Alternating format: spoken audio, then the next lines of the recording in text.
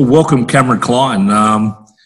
Cameron, from your days way back as a St Dom's Penrith boy, pride of the West, through a distinguished career in rugby, more off the field than on, but had a bit of success as a line-out jumper as well, through to your role previously as chairman of Rugby Australia, and particularly in your capacity as the former CEO of NAB, a bank that is now making major moves into the West due to open its new offices, a process you probably thought about way back, due to open its new office in Parramatta for 3,000 staff in a few months' time. I really want to talk to you today, Cameron, about you're one of the few people who've been through this type of crisis, a similar, the GFC in 2007, when the world was around, financial world was collapsing globally around us.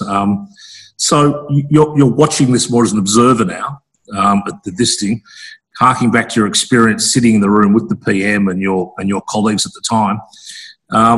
What parallels do you see, maybe to kick off? Well, I guess the interesting parallel is that if you look back at the GFC and this current sort of crisis we've got, although they're different, we had a financial crisis, and obviously what here is a health pandemic. I see two interesting parallels. One is that obviously the need for stimulus, and Ken Henry, who was the Secretary of Treasury at the time, gave the sort of advice which has been replayed many times: go early, go hard, and go households, which seems to be the exact feature of the current stimulus package as well. And we can talk a little bit later about why that's right, but also some of the changes that might go forward for economic policy off the back of that. But there's an obvious parallel there, getting money into households very quickly to stimulate the economy. The other parallel is an attempt to close your borders, and how futile that is. In the sense that it's a global world. The global world. Now, I think we've had more success here in the sense that we have been able to shut down borders, and there's been case studies around the world about where that didn't occur fast enough, and where there's been examples where it didn't did occur and that's been successful.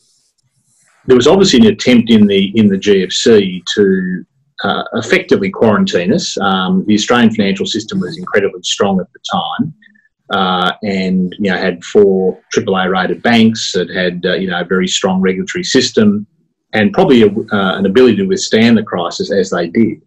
But what you had was a sudden situation where weaker governments around the world started to step in and guarantee their banks, and suddenly a strong banking system was determined to be weak because it didn't have the backing of a government guarantee. And so obviously the Australian government did step in and provide a financial guarantee to the banks. Which the banks paid a licence fee for, as they absolutely should have.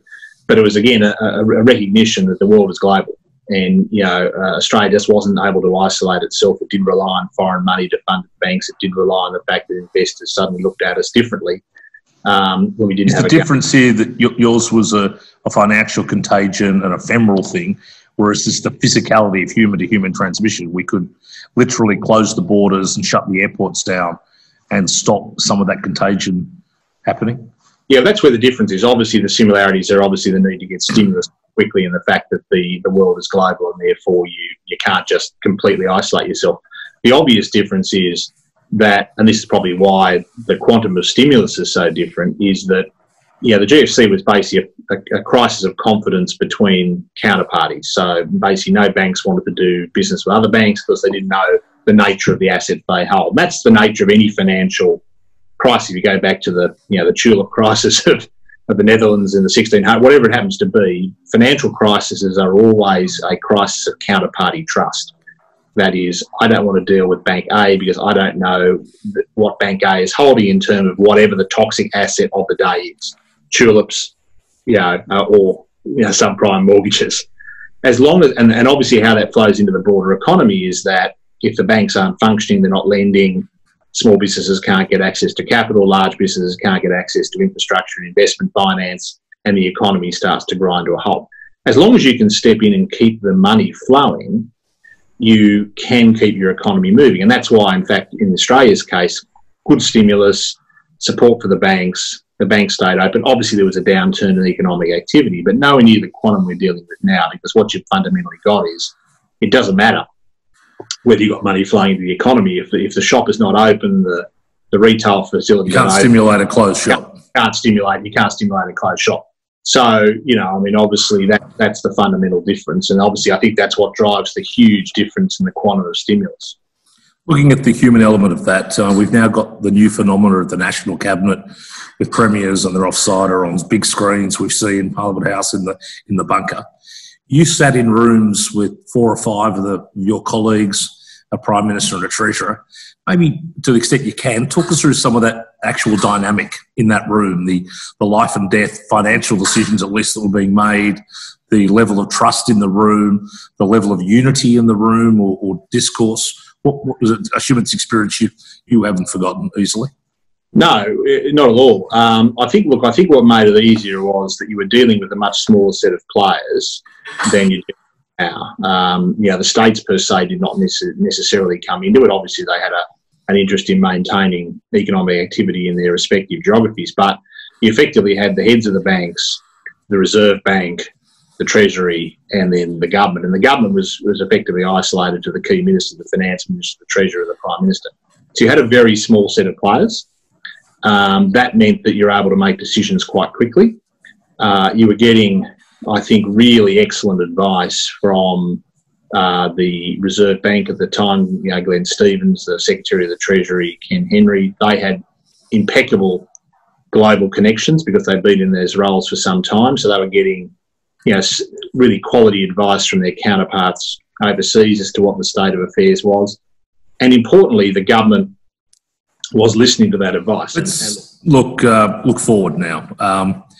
Said you're also delighted as one of the patrons of the Western Sydney Leadership Dialogue and as an old Westie boy as well. How do you reckon the West is going to fare out of this? Is it, you know, we've had this pipeline of infrastructure that has been promised and hopefully still delivered, though there's some talk today about wavering on Stadia and Powerhouse, etc., but the train lines appear safe. Do you think the big pump priming infrastructure projects are probably the way to go for a Western Sydney recovery? I think it's essential, you know, for a couple of reasons. There's no question that Australia, Sydney and Western Sydney in particular, is horribly underserved from an infrastructure perspective. We have an extraordinary infrastructure deficit. Now, you can pick any number you like, because there's different debate amongst infrastructure economists as to what the deficit is. But every estimate I've seen none of them are falling below $500 or $600 billion in required. So when you're arguing that quantum, you're not winning the argument by saying, "Oh no, it's not 800, it's only 500." Well, 500 is still extraordinary. And Western Sydney is in particular deficit. Now, the reason I think it's important is that one is that infrastructure is an enormous driver of productivity in the economy in terms of moving people around. And people, well, obviously, there'll be interesting debates around how much movement needs to occur. But in a global city as Sydney is, and Western Sydney being part of that sort of metropolis, you know, 5 or 6 million, depending on how you draw it. If you really take a bullet along to Newcastle to, you know, I don't know, Lithgow, Bathurst, whatever you want to, how far you want to go west. It's a big metropolis. Things are going to need to move. People, goods, freight. Even if we do less movement, the sort of thing you and I are now doing over internet, that needs to be far better. We do need the Western Sydney airport and all the benefits that come with that. We need to be able to get people to and from that airport, freight and all those sort of things. So the infrastructure deficit is extraordinary.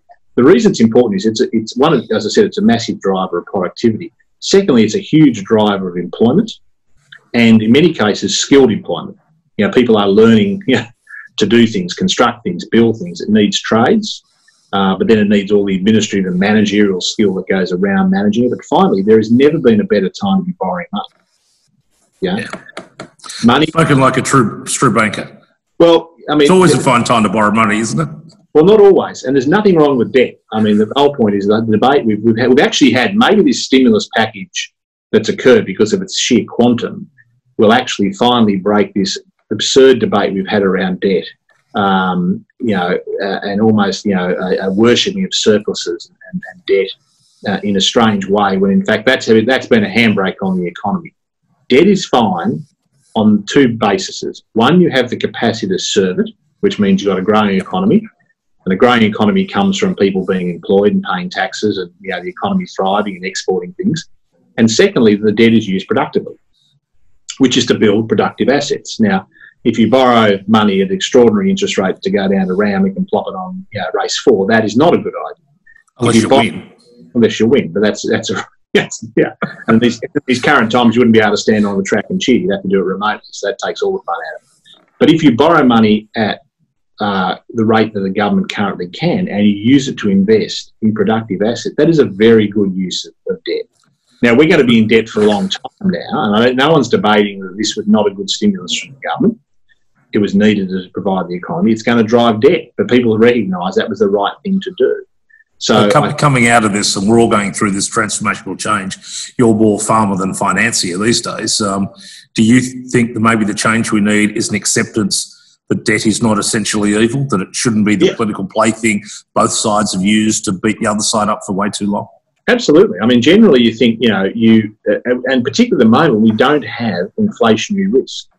I mean, obviously the concern around spiralling deficits or, other things is when you are getting, capacity in the economy becomes overheated and you generate inflation. I think you've got to start to clamp down on that, because that is not good. We do not want to get into an inflationary spiral. But that's not the issue at the moment.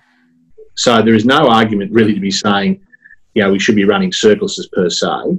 You certainly shouldn't be running surpluses if you've got capacity in the economy that can be taken up to do things, because you're not getting the level of activity the economy needs. And bear in mind, when people are employed, they're buying things with confidence, they're investing, and they're paying tax. So I think it might break this sort of almost a sort of, I guess, you go back, it's been a bit of a 1980s Thatcherite handbag economics sort of debate around debt, which is an austerity argument, and this is not the time for austerity. Absolutely. Well, my friend, we are indeed indebted to you, not only for your role at the Dialogue and the Western Sydney University Foundation Board, but also give us that historical perspective of dealing with a different type of crisis, but a crisis all the same. Mate, stay safe, stay in touch, and appreciate your time. Not at all. Thank you very much, Chris. Thanks, Cameron. Cheers. Go the Wallabies.